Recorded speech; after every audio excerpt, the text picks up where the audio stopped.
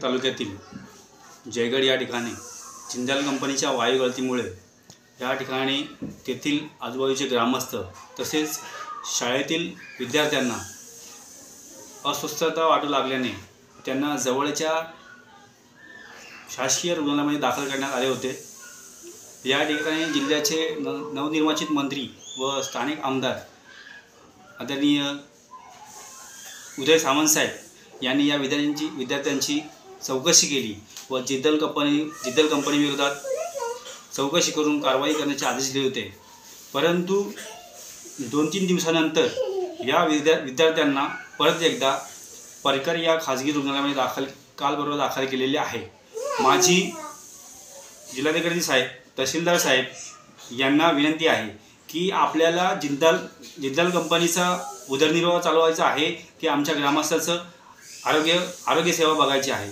आमच्या ग्रामस्थांच्या ह्या अडचणी दूर होणार आहेत की नाही, म्हणून आमची विनंती आहे की आपण तात्काळ या कंपनीची चौकशी करून योग्य ती कारवाई करावी व आमचे जीवन सुखकर करावे।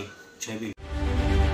रत्नागिरी 24 न्यूज चॅनलला आताच सबस्क्राइब करा आणि शेअर करायला विसरू नका।